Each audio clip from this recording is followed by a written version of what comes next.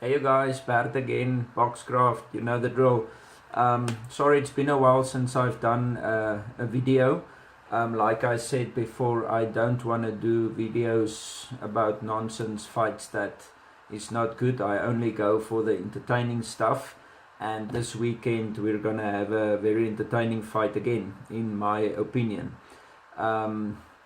This fight is going to be between Showtime Shawn Porter, because he always fights on Showtime, and Danny Swift Garcia. Both extremely good fighters, tons of experience at a very high caliber. They both fought loads of champions, both has been champ for a couple of times, so this is a very high level technical fight, but it's also going to be fun.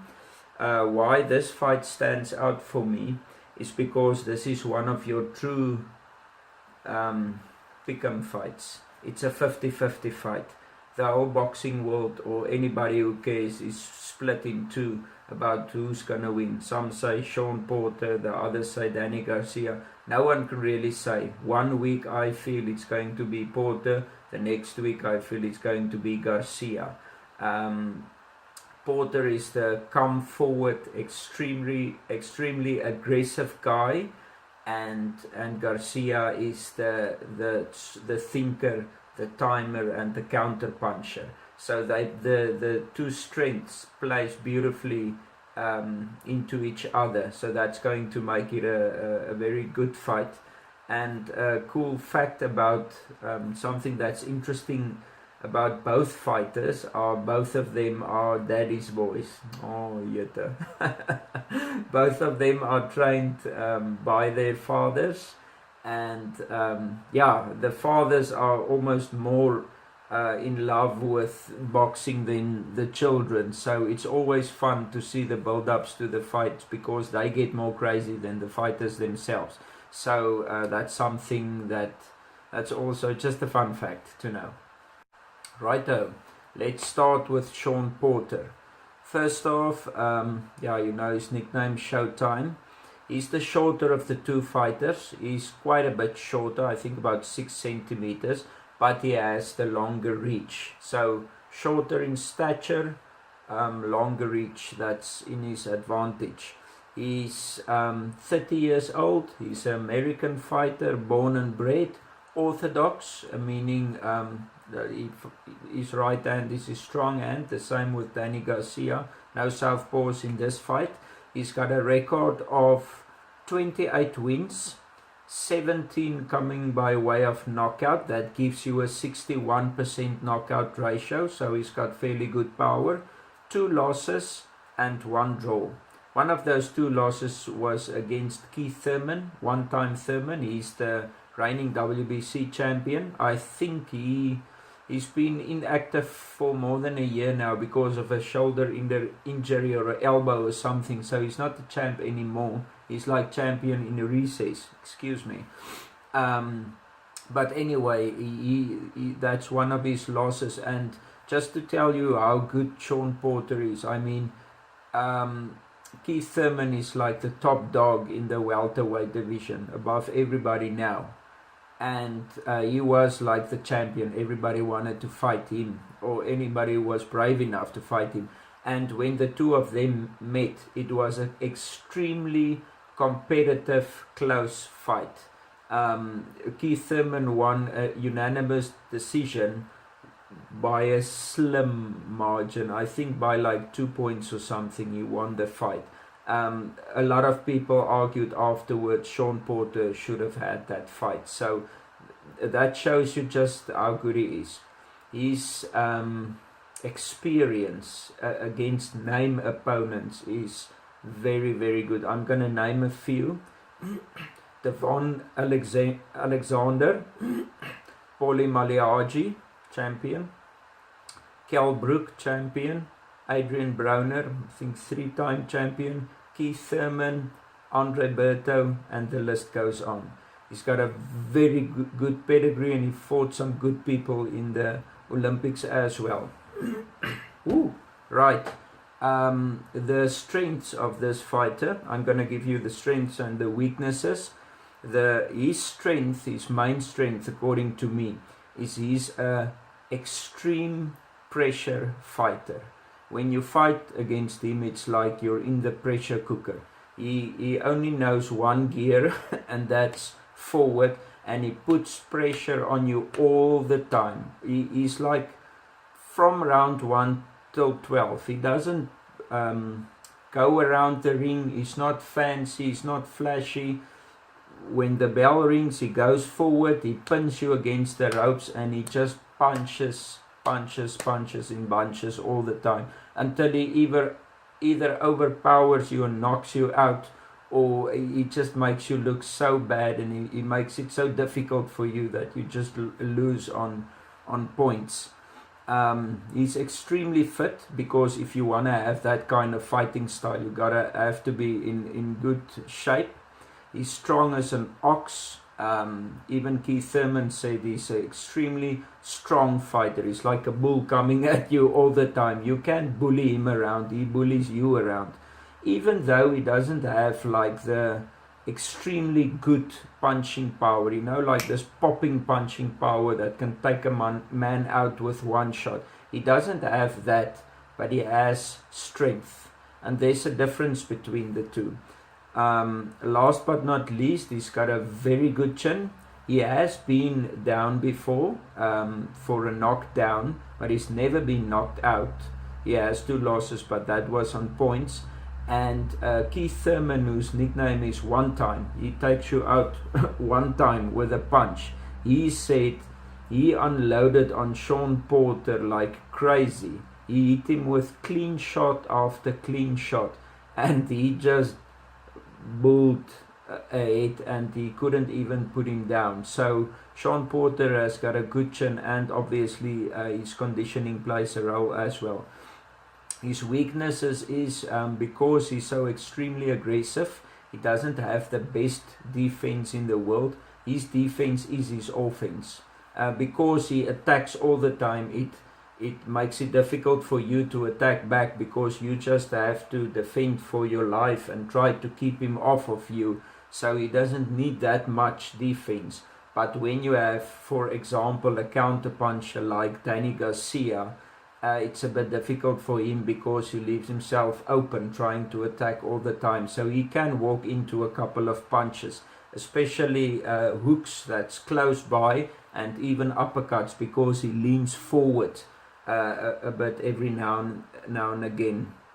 That's the one weakness. And the second weakness is, it's not really a weakness, but let's say it is, he doesn't have like a big range, like a big arsenal of weapons. He's not, he can decide, I want to do this now and I want to do that now, I'm going to outbox him a bit and then I'm going to come inside. No, that's not Shawn Porter. He only has one game plan: come forward, seek and destroy. That's it. So he's not going to dance around or do any other fancy stuff. So you can say he can't adjust to different kinds of fighting styles too easily. But his kind of fighting style, you don't need to do that, because you're just going to go forward and overpower your opponent. So that's basically the only 2 weaknesses that I can see at the moment. Further on, he's very athletic and he's a very, very good fighter. Fun fact about Shawn Porter is he's a real boxing fanboy. He loves boxing. I mean, there's a lot of fighters who doesn't even watch boxing, but he loves boxing. He watches it in his off times. He goes to all the events. He goes to the other fighters and get the autographs, and he's obviously to them. He buys the merchandise, everything. He's like a real boxing fan, and it's so cool for me, because one day when he retires, he's going to have a big collection and good memories of the sport. So that's Shawn Porter. Next up, Danny Garcia. Okay, Danny Garcia. His nickname is Swift. I don't know why. He's not that swift in the ring or as flashy, but let's say Danny Swift Garcia. He's a little bit taller, or quite a bit taller than Porter, with a shorter reach that I just said earlier. also American. I think he's a Latin American. He's got nice blue eyes. He actually looks cool with the black hair and the blue eyes.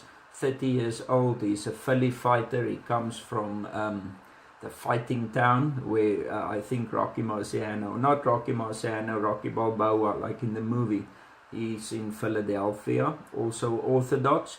His boxing record is 34 wins, 20 knockouts with a 59% knockout ratio and only one loss.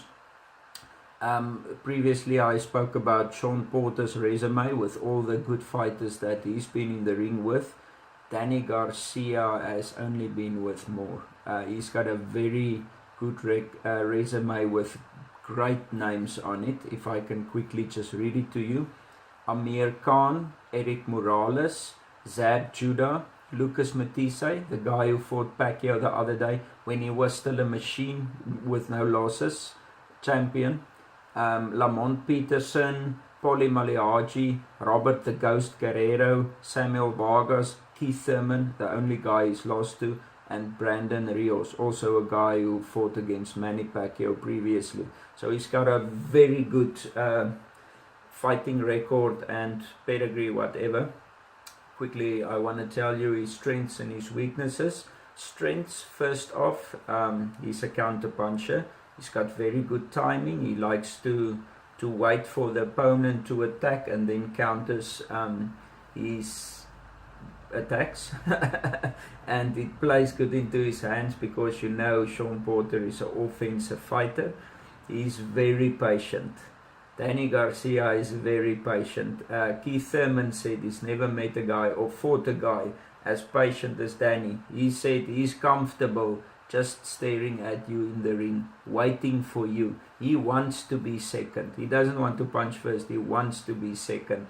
So that plays good for you if you're a good counter puncher. He's got a beautiful left hook. I've explained earlier, left hook is a very good weapon to have. And the cool thing about his left hook, it's not only like a great left hook with a lot of pop in it. He puts his whole weight in it. He seriously loads up on his punches, much more than Shawn Porter. Shawn Porter punches a lot, and Danny Garcia puts down and he offloads a lot of power in one shot because he's a power puncher. But the cool thing about especially his left hook, he can shoot it out without even looking. Sometimes he'll be like defending himself, and out of the blue, it's just this massive left hook shooting through. He knocked out Amir Khan like that and a couple of other people as well. He also has a good right, but that left hook is sneaky, man, because you think he's moving away or dodging or something, and the next moment the big one lands. As you will see, his knockout ratio is slightly less than Shawn Porter's, but you must keep in mind that he's fought a lot of very good guys, and that tends to make the better guys don't get knocked out so easily, if you know what I mean. And but still, I think Danny Garcia has much more one-punch knockout power than Shawn Porter. Shawn Porter overpowers you with a lot of combination punches, whereas Danny usually gets the knockout with one punch. In his last fight, I think he fought against Brandon Rios, and just with one straight right hand across, boom, he knocked him from his feet. His head went like this bobbleheads, and he just went down and he was out. So Danny Garcia has very good power according to me, and also a very good chin. He fought against Keith Thurman for 12 rounds. He took some serious blows and he survived it pretty easily. Anyway, fun fact about Danny Garcia is the man has 6 toes on each foot. I know I'm not being unsensitive or insensitive or whatever. He's definitely not very conscious of it. He brags with it. Even I saw a woman interviewing him before he fought Maliagi, and she said, "Is it true? I've heard people say you have 6 toes." And he went like, "Yes." He was like in a diner, like people eating, and he went like, "Yes." And he took out his socks and he put down his foot, and everybody could see his 6 toes. So that makes him nice and fun, and he's easy to talk with, and it's always a good interview. So that's just a fun fact. The man has 6 toes. Probably he's a bit more planted in the ring, better footwork or whatever you want. And so this leaves us to my prediction. And my prediction for this fight would be, it's a draw. I think it's a draw. It's so close. It's so close. You can make an argument for both fighters winning, and but I just think the safest bet will be to say it's a draw. It can go either way. Like I said earlier, take a coin, flip it. Right on the one side, Garcia, the other side, Porter. It can be anyone. But I don't like giving a prediction for a draw because you have like a 1 to 5% chance for a draw, I think. So if I really have to pick, I don't know, if I just really have to pick, I will go with Shawn Porter solely for the fact that he is the bigger man. Not in stature, not in height, but he's the bigger man. Danny Garcia used to be the junior welterweight champion. I don't know how many belts he had, but he was like king in junior welterweight, the 140-pound division. He moved up and fought, I think, 2 or 3 fights now so far in the welterweight division, 147 pounds. Shawn Porter started out at junior middleweight, 154 pounds, and later on he figured out how to lose weight a bit more effectively so he could fight in the welterweight division. So Shawn Porter is naturally the bigger guy, and in such a very close, tight, competitive fight, a slight edge like that can make you win the fight, even if it's only on points. So if I have to say my official predicament, I would say Shawn Porter takes the win, a very close win by a split decision. Thank you guys, I hope you like the fight. Oh yes, quickly, it's gonna show on Showtime, obviously, in the United States, and in South Africa it's going to be on DSTV. That's also why I'm pumped, because I can watch the fight even if it's like 5 o'clock in the morning. Have a nice one. Cheers.